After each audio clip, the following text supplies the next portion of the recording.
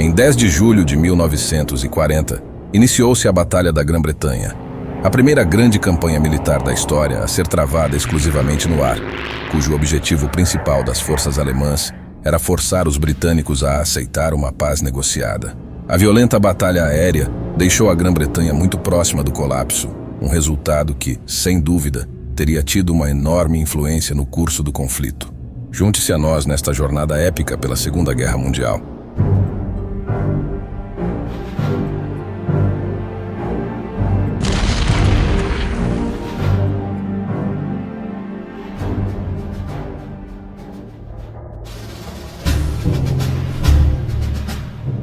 Travar uma guerra contra a Grã-Bretanha nunca foi uma das grandes ambições de Adolf Hitler. O Führer alemão tinha sérias intenções de fazer as pazes com os britânicos. Inclusive ofereceu a eles a chance de manterem seu império, em troca de se aliarem à Alemanha contra Stalin. Alguns membros do governo britânico ficaram tentados com a possibilidade de garantir um cessar-fogo, mas outros, como Winston Churchill, não estavam tão dispostos a fazê-lo. Aqueles que compartilhavam dos sentimentos de Churchill acabaram prevalecendo, e Hitler decidiu forçar a Grã-Bretanha a negociar. Para alcançar este objetivo, o líder nazista decidiu que uma campanha aérea devastadora contra os britânicos os forçaria a aceitar um acordo de paz. Quebrar o moral britânico era um pré-requisito indispensável, e Hermann Göring garantiu que a Força Aérea Alemã estava à altura da difícil tarefa.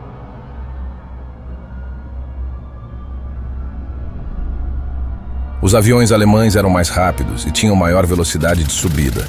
Sob a ordem de Adolf Hitler, com o apoio de seus generais, os caças foram redesenhados, com seus tanques de combustível sendo reduzidos para colocar mais armamentos. Assim, os pilotos tinham que voltar à França para reabastecimento, dando tempo à Royal Air Force de se restabelecer. Em agosto de 1940, a Luftwaffe havia reunido 2.669 aeronaves operacionais, que abrangiam 1.015 bombardeiros, 346 bombardeiros de mergulho, 933 caças e 375 caças com armamento pesado. A principal força da Luftwaffe era o seu caça Messerschmitt Bf-109, capaz de atingir 628 km por hora, armado com 2 metralhadoras de 15 mm sobre o motor e um canhão de 20 mm no eixo da hélice. A Força Aérea Alemã também contava com o bombardeiro médio Heinkel 111, que atingia a velocidade máxima de 440 km por hora e podia carregar até 2.000 kg de bombas.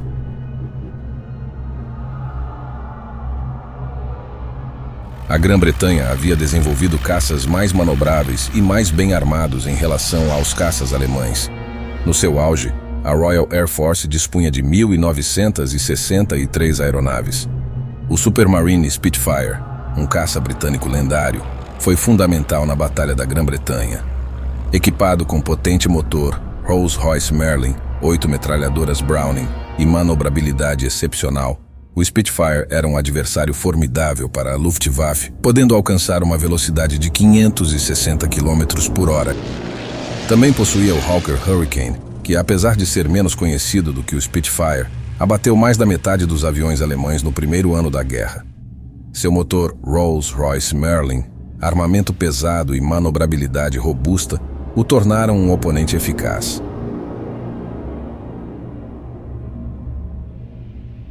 Desde o início de junho de 1940, a Luftwaffe estava lançando missões de reconhecimento sobre o território britânico e, em julho, começaram os ataques a comboios no Canal da Mancha, em um esforço para prejudicar o transporte marítimo. Em 16 de julho, Hitler e seu alto comando começaram a planejar a Operação Leão Marinho, com o intuito de montar uma invasão anfíbia e aerotransportada na Grã-Bretanha. O plano era bastante ambicioso, mas, até aquele ponto, a Alemanha havia assombrado o mundo com sua invencibilidade no campo de batalha. No período que se seguiu, ocorreu um grande confronto que opôs mais de 1.300 caças alemães contra apenas 700 caças britânicos. Embora a Royal Air Force estivesse quase sempre em menor número nesses combates, os britânicos fizeram uso eficaz do recém-criado radar. Isso permitiu à Royal Air Force manter seus caças no solo até que os alvos inimigos fossem avistados. podendo ser engajados com boa vantagem. Como resultado, frequentemente os pilotos da Luftwaffe relatavam que os britânicos pareciam estar sempre à espera do ataque, anulando o elemento surpresa. Em 1º de agosto, a Luftwaffe mudou sua estratégia. Até aquele ponto, a Força Aérea Alemã tinha se concentrado principalmente em alvejar as rotas de navegação e portos britânicos em um esforço para enfraquecer a Grã-Bretanha. Agora, eles estavam determinados a obter a supremacia aérea total sobre a Royal Air Force, lançando mais de 1000 ataques por dia. A Luftwaffe agora tinha como objetivo direcionar suas forças para os campos de aviação da Força Aérea Britânica e nas fábricas que produziam peças de aeronaves.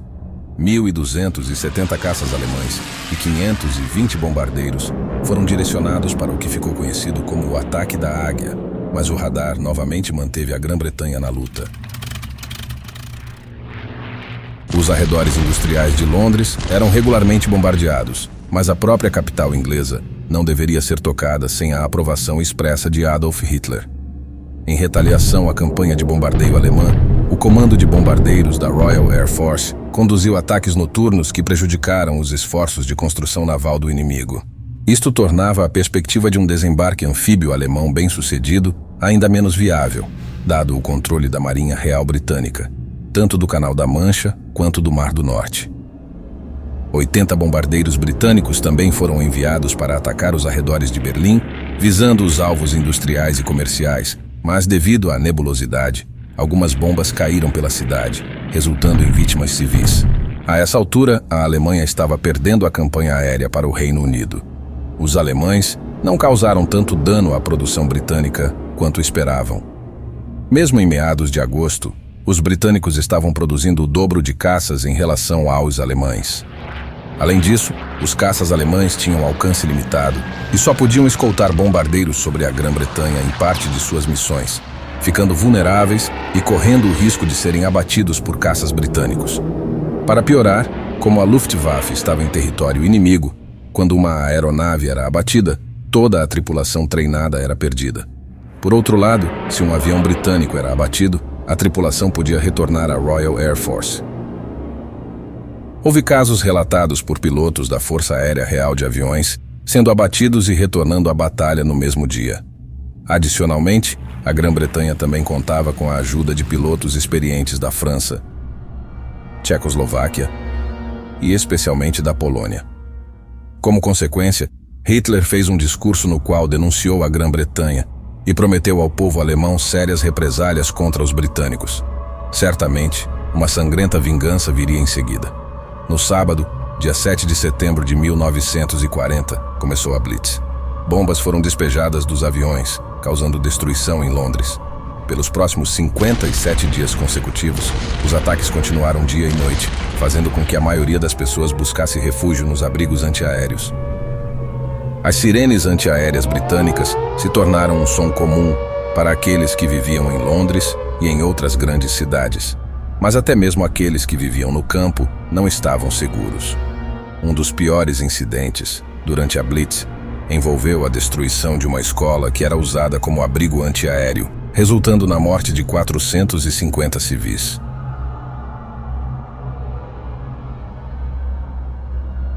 Cerca de 2.700 pilotos e tripulantes da Luftwaffe foram mortos, mais de 1.000 foram capturados e mais de 1.880 aeronaves alemãs foram abatidas, das quais 873 eram caças. Em comparação, as baixas militares britânicas somaram cerca de 500 pilotos e membros da tripulação aérea mortos e 60 capturados. A Royal Air Force perdeu 1.023 aviões, sendo todos eles caças. Durante toda a campanha, a Força Aérea Real esteve sob a liderança do resoluto e visionário Marechal do Ar, Hugh Dowding, que escolheu suas batalhas sabiamente. Devido à superioridade numérica da Luftwaffe, os aviões nem sempre eram engajados. Em vez disso, os aviões britânicos eram poupados para evitar que a Alemanha obtivesse a superioridade aérea, tão desesperadamente necessária para derrotar a Grã-Bretanha. O comandante em chefe da Luftwaffe, Hermann Göring, é considerado pela maioria dos historiadores como um comandante aéreo inferior. Embora muitos o considerem igual a Dowding em determinação, Göring carecia de visão estratégica e mentalidade inovadora. A Batalha da Grã-Bretanha é geralmente considerada um momento crucial na Segunda Guerra Mundial, culminando na primeira grande derrota militar da Alemanha. Se você gostou desta história, curta e compartilhe este vídeo. E não se esqueça de inscrever-se no canal Lado B da História.